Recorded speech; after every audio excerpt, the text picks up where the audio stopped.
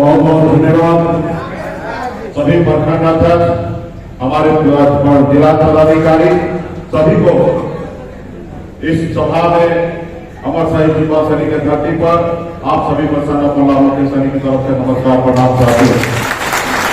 और आज विशेष कार्यक्रम में हमारे सुपुत्र रणवीर सैनी भी इस मंच पर उपस्थित हैं। तो साथियों, सरकार द्वारा अधिकार भाव को लेकर हम लोग यहाँ पे आए हैं। आप सब जानते हैं कि चुनावी साल है और यूं ही कह दीजिए कि चुनावी महीना है, क्योंकि आधा साल भी नहीं बचा है कि इस साल में राज्य में चुनाव होना है। और पिछले 10 सालों से 11 सालों से लगातार 2014 से लेकर लगातार आपने हमारे साथ कंधे से कंधे मिलाकर पूरे प्रदेश में आपने काम किया है। और आज आपको 1% का भी शक नहीं होना चाहिए कि आप में क्या ताकत है। आपने हर बार समय आया और अपने आप को अपने ताकत का एहसास कराया। चाहे वो सहरसा में जो उपचुनाव लड़ने का समय आया तो एक एक निषाद का बेटा सनम अल्लाह के साथ खड़ा हुआ और वहां पे भाजपा को एनडीए को हमने धूल चटाने का काम किया। जब मुजफ्फरपुर में गोछा में चुनाव हुआ, भाजपा का सारा शक्ति लगा दिए। विभाग के जितने भी मंत्री हैं वो भारत सरकार में जितने मंत्री उनको लगा दिए, यहाँ के सांसद को लगा दिए और सारे शक्ति लगाने के बावजूद भी भाजपा को उनकी औकात दिखा तो पूरे एनडीए गठबंधन ने 7 दल मिलकर अगर 45,000 वोट लाया तो एक मल्ला का बेटा अकेले अपने दम पर 30,000 वोट लाकर दिखाया। इसमें कोई शक नहीं है कि आज आप कहां हैं। आज आपकी पार्टी बिहार में महागठबंधन का सेकंड पार्टनर है। साथियों, सेकंड पार्टनर है, ये पूरे बिहार को पता। आपने देखा 2024 में एक तरफ मोदी जी का चेहरा, देश के प्रधानमंत्री, उनके रथ को अगर कोई धीमा करने वाला काम किया तो बिहार का 2 युवा नेता, एक तेजस्वी प्रसाद यादव और दूसरा सनम अल्लाह मुकेश सहनी है, उनके रथ को धीमा करने का काम हमने किया। आज ये ताकत आपके पास है साथी। आज बिहार में आपने देखा 2020 का इलेक्शन में क्या परिणाम आया है और आने वाला समय में 24-25 का चुनाव होने वाला है। और आप अपने विचार को लेकर आज आप महागठबंधन के साथ आदरणीय लालू प्रसाद यादव जी की विचारधारा के साथ खड़े हैं। हमारी लड़ाई है कि जमीन पे बैठने वाले को कुर्सी मिलना चाहिए। हर जाति धर्म के लोगों को इस आजाद भारत में सब उठा के जीने लायक उनको बनाना है। साथियों, ये हमारी विचारधारा है और आज हम लोग मजबूती से महागठबंधन के साथ खड़े हैं। और निश्चित तौर पे बिहार में 37% अति पिछड़ा का वोट है और 37% में 14% अकेले हम निषाद हैं जो बिरबिजा मोनिया मला चाहे टीयर 1 पर बनोता दूरी, ये इस नाम से हम लोग जाने चाहते हैं भारत की जाति में। और हम अकेले 14% है। और निश्चित तौर पे ये कल तक जो वोट है वो एनडीए को मिलता था। और निश्चित तौर पे अगर एक शरीर में से अगर प्राण निकल जाए उस शरीर का कोई वैल्यू नहीं रहेगा। उसी तरीके से अगर एनडीए से अगर 14% निषाद अगर निकल जाता है तो एनडीए का वजूद 0 हो जाता है। साथियों, 0 हो जाता है। आपने दिखा दिया था गोछा में जब उससे निकल गए तो बिहार में 7 पार्टी मिलकर अगर 45,000 वोट लाया तो वीआईपी पार्टी अकेले दम पर 25,000 वोट लाके दिखाया। अगर यही 30,000 वोट अगर महागठबंधन को जोड़ देते हैं तो 37,000 से जीते। अगर 30,000 वोट जीतेगा तो 67,000 यानी कि 65,000 से अधिक वोट से वो महागठबंधन जीत होगा। वही एनडीए के साथ 2020 में आप थे तो गोछा में आपने चुनाव लड़ा था। चिराग पासवान की अलग से 10,000 वोट काट लिए, उसके बावजूद भी 12,000 वोट से हमने जीतने का काम किया था। ये ताकत आपकी है साथियों। आज आप देख रहे हैं कि किस तरीके से हम लड़ाई लड़ रहे हैं। आज हमारी मुख्य लड़ाई है कि निषाद समाज को आरक्षण मिले, जो हमारा अधिकार है। जब बंगाल में निषाद को आरक्षण मिल सकता है तो बिहार में क्यों नहीं? जब दिल्ली में निषाद को आरक्षण मिल सकता है तो बिहार में क्यों नहीं? जबकि बिहार, बंगाल, उड़ीसा, झारखंड ये सब पहले एक ही राज्य हुआ करता था। आप बताइए, एक पिता का 4 पुत्र है। जब छोटा होता तो एक घर में रहते हैं और जब उस बेटे का शादी हो जाता है, परिवार बड़ा होता है तो सब लोग अलग अलग घर बना के रहते हैं।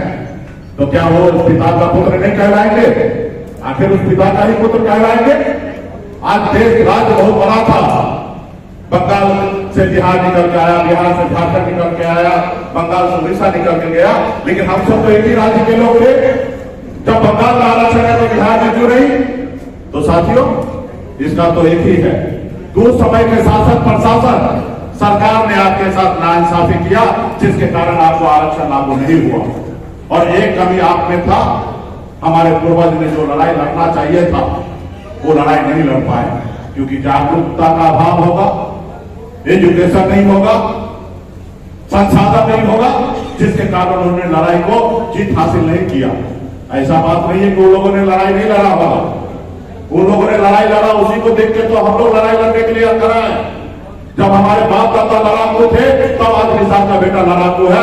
अगर हमारा बाप दादा व्यक्ति नहीं होते। ये इतिहास गवाह है कि आजादी की लड़ाई में किसी से कम नहीं निषाद का बेटा बलिदान दिया है साथियों। और इस आजाद का उदाहरण मुजफ्फरपुर से अमर शहीद दीपा सैनी है, जो फांसी पे चढ़ गया देश की आजादी दिलाने के लिए। तो ये ताकत आपकी है साथियों। तो आने वाला समय में हम लोग को बड़ी लड़ाई लड़ना है। आज हम इतने बड़े शक्ति के साथ लड़ाई लड़ रहे हैं। आप लोगों ने देखा किस तरीके से हमने संघर्ष करके 4 विधायक बनाया, सरकार में हमने मंत्री बना, अपने अधिकार के लिए बिहार से लेकर उत्तर प्रदेश तक हम लड़ाई लड़ रहे थे। हम कोई गुनाह नहीं कर रहे थे, लेकिन उन्होंने क्या किया? देखा एक मछली मारने का बेटा जो हजारों साल से हमारे पैरों तले दबा हुआ है, आज ये बिहार में मंत्री बन गया, लीडर बन गया, पार्टी चला रहा है। इसको रोको। अगर नहीं रोकोगे तो अटल बिहारी वाजपेयी जी ने नीतीश जी से समझौता की करके 20 साल से भाजपा पीछे पीछे चल रही है। अगर मुकेश सहनी को नहीं रोकोगे तो आने वाला समय 40 साल तक मुकेश सहनी के पीछे चलना पड़ेगा। इसलिए मुकेश सहनी को रोको। मुकेश सहनी से उसको तकलीफ नहीं है, उनको निषाद के समाज के युवा से तकलीफ है, निषाद के बेटा से तकलीफ है। उन्होंने तो हमको क्या नहीं ऑफर किया, क्या आप हमारे दल में आ जाइए, अगला बिहार का मुख्यमंत्री हम आपको बनाएंगे। अगर हम अपने लोभ लालच में होते, हम अपने आने वाला पीढ़ी के बारे में नहीं सोचते, तो हम भाजपा का बात मान लेते और आज बिहार में मोदी जी और योगी जी जिंदाबाद करते और बिहार में सबसे बड़ा पावर का आज बैठे रहते। ये ताकत हमारे पास होता।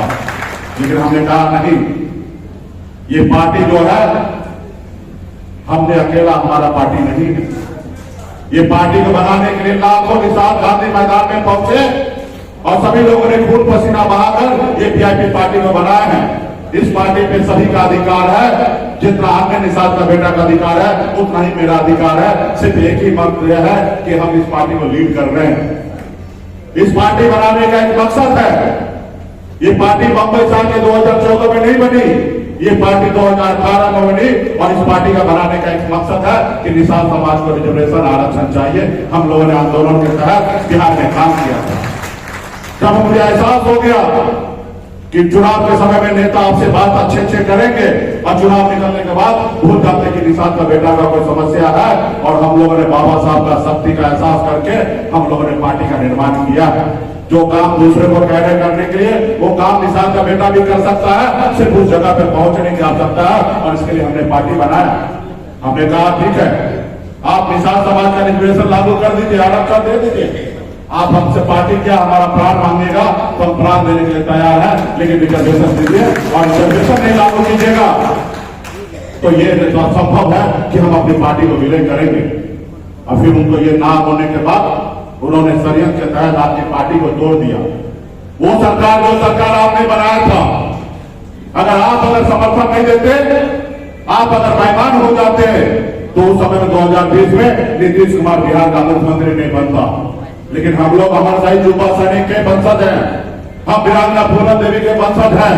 हम कभी किसी के पीठ पे वार नहीं करते हैं, हम ईमानदारी के साथ आगे बढ़ना चाहते हैं। और हम लोगों ने उनको समर्थन देकर बिहार में सरकार बनाया।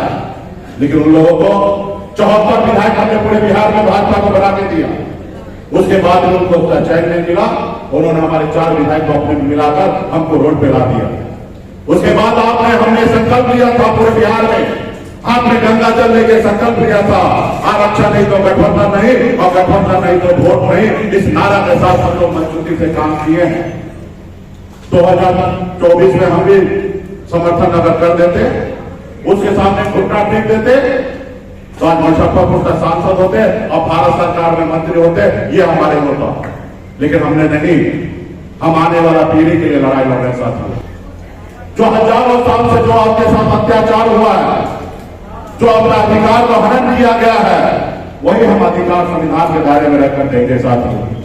जो आपका हक है, वही हक को हम लौटाने का काम करेंगे। जब आपका अपना सरकार बनेगा तो आपका जो हक है वो निश्चित तौर पर मिलेगा साथी।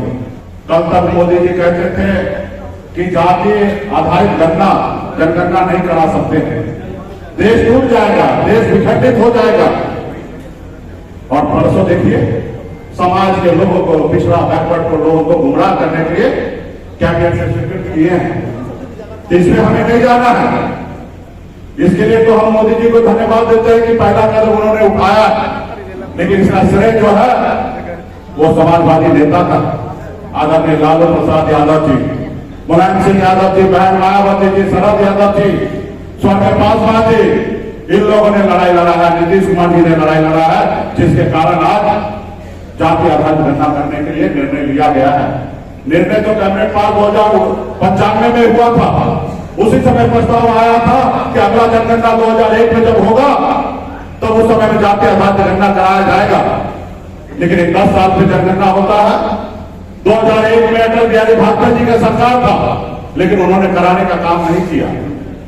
2004 में मनमोहन सिंह का सरकार आया और उसने निर्णय लिया कि 11 में हम लोग कराएंगे, और 11 में किया गया, लेकिन तकनीकी रूप से उसमें कुछ गड़बड़ी पाया गया, क्योंकि बहुत सारे लोग नहीं चाहते हैं कि देश में जाति आधारित गणना हो।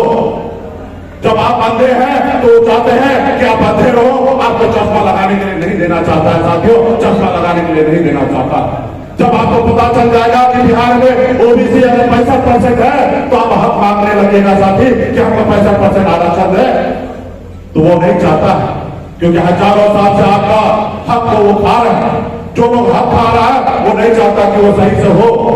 अभी भी मुझे पूरा विश्वास है कि मोदी जी की सरकार में जाति आधारित गणना जो है वो नहीं होगा साथियों, नहीं होगा। अगर होगा भी तो गलत आंकड़ा को पेश किया जाएगा साथियों, गलत आंकड़ा का पेश किया जाएगा। जो होगा 10% उसको 20% बताया जाएगा, और जो होगा 14% उसको 10% बताया जाएगा साथियों। आप उम्मीद नहीं कर सकते हैं दिल्ली से कि दूध का रखवाली ये सही से करेगा, क्योंकि दिल्ली का काम और कर्तव्य है कि आप जैसे दूध होइएगा वो उसमें से दूध पीने का काम करेगा। वही भाजपा और आरएसएस से आप उम्मीद नहीं कर सकते हैं कि आपके आने वाला पीढ़ी को वो न्याय दे सकता है, वो आरक्षण दे सकता, ये उम्मीद नहीं कर सकते। ये वही भाजपा है। जब मंडल कमीशन लागू हुआ तो मंडल बनाम मंडल लेके लालकृष्ण राणे पूरे देश में घूम गया और आपकी सरकार गिराने का काम किया था साथियों। ये नहीं चाहता है कि आरक्षण हो। मोदी जी कहते हैं कि 56 इंच का सीना है, हम मानते हैं कि 56 इंच का सीना है, तो एक काम करके दिखाइए। आपका सहयोगी है ना नीतीश कुमार जी, एनडीए में ही है, नीतीश कुमार का बात मानिए। उन्होंने 2022 में जाति आधारित जनगणना कराए थे, और उसमें बिहार में पता चला कि अति पिछड़ा जो है 37% है, और जब 37% पता चला तो नीतीश जी ने, लालू जी ने डिसीजन लिया कि 18% का आरक्षण बढ़ाकर 25% किया जाए, और फिर 25% आरक्षण हुआ, और हमारे राज्य में अति पिछड़ा का बेटा को सरकारी नौकरी मिलने लगा। 7% आरक्षण बढ़ने के कारण अधिक नौकरी मिलने लगा। लेकिन यही भाजपा के लोगों ने कोर्ट में जाकर उसको रोकने का काम किया साथियों। भाजपा के लोगों ने कोर्ट में जाकर रोकने का काम किया। आज हमारे भाई का हजार नौकरी आज पानी में जा रहा है, आज हमारे लोगों को नौकरी नहीं मिल रहा है। अगर 56 इंच का सीना है तो मोदी जी, नीतीश जी का बात मानिए और शेड्यूल 9 में कीजिए, और निशान जी जो अति पिछड़ा का आरक्षण जो है वो 25% बढ़ा के कीजिए। ऐसे तो हमारा अधिकार जो है वो 37% आरक्षण का है, लेकिन आप ऐसा नहीं कीजिएगा। आपने क्या किया? आपका सरकार बना, आपको लगा अपर कास्ट बढ़िया हमारा वोटर है, आपने उनको खुश करने के लिए 10% ईडब्ल्यूएस आरक्षण लागू कर दिया गरीबी आधार पे। हमें कोई एतराज नहीं है, कि किसी गरीबी आधार पे आप ब्राह्मण खुदियार को अगर आप आरक्षण दिए हैं तो मुझे कोई एतराज नहीं है।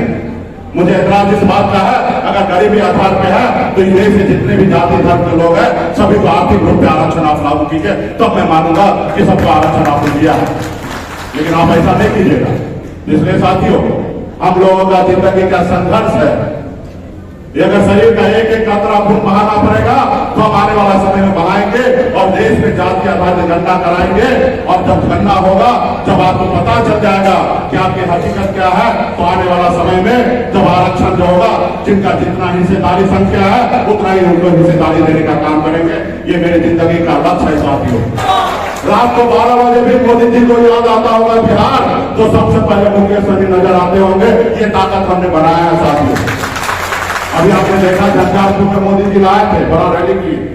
क्योंकि लोकसभा सीट जब झंझारपुर में वीआईपी पार्टी लड़ा, 95% के साथ जो है वीआईपी पार्टी के साथ खड़ा हो गया, तो उनको लग गया कि भाई आने वाला समय में इस जोन में हम कमजोर है हो जाएंगे मुकेश सहनी की वजह से, तो यहाँ पे जाके मखाना बोलेंगे, मछली बोलेंगे।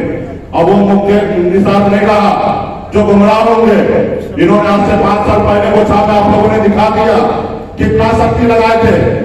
कुछ गांव में तो भाजपा के लोगों को अपने लोगों ने मार के भगा दिया था, इस गांव में मत आओ। इसलिए साथियों, आज आपका ताकत बन चुका है, 1% भी घबराना नहीं है। आने वाला इतिहास लिखा जाएगा कि ऐसे समय में, जिस समय में ईडी सिंचाई को लेकर देश के बड़े से बड़े लोगों को मोदी और अमित शाह झुकाता था, वैसे जगह पे निषाद का बेटा झुका नहीं। ये इतिहास लिखा जाएगा साथियों, इतिहास लिखा जाएगा। आज जो तानाशाह का सरकार है उसके खिलाफ आप लड़ाई लड़ रहे हैं, आने वाला समय में इतिहास लिखा जाएगा। और आपके आने वाला 100 साल के बाद, 50 साल के बाद जब आप और हम नहीं रहेंगे, तो आपके आने वाला पीढ़ी जो है आपका नाम लेगा साथियों, आपका नाम लेगा। आज जैसे हम भगत सिंह का नाम लेते हैं, जैसे आप महात्मा गांधी जी का नाम लेते हैं, क्यों? कि उन्होंने हमारे देश के लिए, हमारे लोगों के लिए बहुत कुछ किए हैं, बलिदान दिए हैं। वही समय पे आज आप खड़े हैं। इसके लिए गांव गांव में जाकर बताइए। और निश्चित तौर पर अगर आप कार्यकर्ता अगर एकजुट हो जाते हैं तो निश्चित तौर पर एक वोट भाजपा को नसीब नहीं होगा।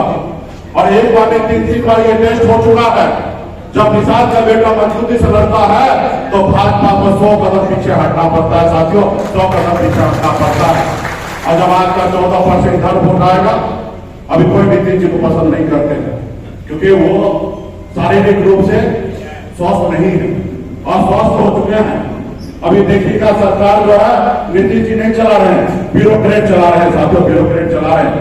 इसलिए अभी बिहार में एक गांव में एक लोगों को पता चल चुका है कि नीतीश जी अस्वस्थ होते हैं। अब बिहार में युवा सरकार चाहिए साथियों, तेजस्वी और मुकेश सहनी का सरकार चाहिए। और सबको पता है, खाली आपको थोड़ा सा पसीना बहाना पड़ेगा, थोड़ा मेहनत करना पड़ेगा, जो रुसे हैं उसको मनाना पड़ेगा, एक एक लोगों को संदेश बनाना पड़ेगा, आप जहां रिश्तेदार हैं उनको टेलीफोन करना पड़ेगा और निश्चित तौर पे आपका सरकार बनेगा। तो क्या लड़ाई लड़ने के लिए तैयार है ना? देखिए जवाब यही आपका है। आपके भरोसे मैं हूँ, आपके भरोसे तेजस्वी प्रसाद यादव जी है। और निश्चित तौर पर अब देश बिहार के ऊपर नजर गड़गड़ा के देख रहा है। और भाजपा को भी एहसास हो गया है कि बिहार में हमारा दिन अच्छा नहीं है, इसलिए उन्होंने अभी षड्यंत्र रचा जातीय आधार गणना का। अगर उनको पता होता कि हम बिहार में कंफर्टेबल है तो वो नहीं करते। उनको पता है कि किसी भी तरीके से हमें गुमराह करना। तो आने वाला समय में आप लोग मजबूती से पार्टी के लिए काम कीजिए। संसाधन आपके पास है, नहीं है तो जिला अध्यक्ष से संपर्क कीजिए और हमारे बैजनाथ सैनी जी प्रभारी हैं उनसे संपर्क कीजिए। इस बार बहुत ज्यादा संख्या में 2-4 दर्जन सीट पर हम लोग लड़ेंगे और ज्यादा हम लोगों ने घोषणा भी किया है कि 50% सीट जो है अभी पिछड़ा और SC/ST को हम लोग लड़ाने का काम करेंगे। सिर्फ आपकी अपनी तैयारी होना चाहिए। इस पार्टी में है, अगर आप सपना देखते हैं कि विधायक बनने का, तो निश्चित तौर पर कोई गुनाह नहीं कर रहे हैं, आप सही कर रहे हैं। सपना देखिए, लेकिन सपना साकार तब होगा जब सपना के साकार करने के लिए आपको पसीना बहाना पड़ेगा। जब पसीना बहाएंगे तो निश्चित तौर पर सपना साकार होगा। आज मैं पिछले अगर मैं बॉम्बे में रहता तो क्या मैं ऐसा सपना देख सकता था? नहीं देख सकता। आज मैं सपना देख रहा हूँ कि मेरे आने वाला पीढ़ी जो है वो सर उठा के जिएंगे। तो इसके लिए क्योंकि मैं मेहनत कर रहा हूँ, आप मेहनत कर रहे हैं, इसलिए मैं सपना देख रहा हूँ। अगर घर में बैठे रहिएगा तो सपना नहीं देखा जाएगा। संसाधन का व्यवस्था अगर नहीं है तो जिलाध्यक्ष प्रभारी जी को कहिए, गाड़ी घोड़ा जो भी चाहिए, मुझे खुद को भी बिकना पड़े तो मैं बेच के आपके लिए संसाधन मुहैया कराऊंगा। और ये जो 2025 का जो लड़ाई है उसको हम लोग करेंगे। आप सभी को बहुत बहुत धन्यवाद देता हूँ। हाँ, एक लड्डू भी आया है। मोदी जी पहला कदम उठाए हैं जाति आधार पर जनगणना करने के लिए, इसको मोदी जी को धन्यवाद दे रहे हैं। और हम अपने पुराने जो पूर्वज शरद यादव जी, स्वर्गीय पासवान जी, लालू जी, इन लोगों का देन है, उनको धन्यवाद देते हुए इसका जश्न मनाइए कि पहले लड़ाई आप लोग जीते हैं, इसलिए लड्डू हम खिला रहे हैं। और आप लोग भी गाँव में जाकर अपने खर्चा से अपने लोगों को लड्डू खिलाइए कि हमारी लड़ाई जो है उस अंजाम तक पहुंच रहा है। और यहाँ पे हमारी बेटी उसका खराब जाओ नमस्ते करो। अभी इनका ग्रेजुएशन का कंप्लीट होने का एग्जाम हो गया है, अभी छुट्टी है बॉम्बे में, तो बिहार लेके आए आप लोगों को दर्शन कराने के लिए। और हमारे धर्मपत्नी भी यहाँ पे आई हुई है और हम लोग सब परिवार मिलकर बिहार में काम कर रहे हैं। और इन लोगों के एक हिसाब से ट्रेनिंग भी दे रहे हैं कि पापा कैसे काम कर रहे हैं। ये लोग आज हम लोगों को देखेंगे, सीखेंगे, तो भविष्य में इसी तरीके से इन लोगों को काम करना है, हमारी विरासत को आगे लेके जाना है।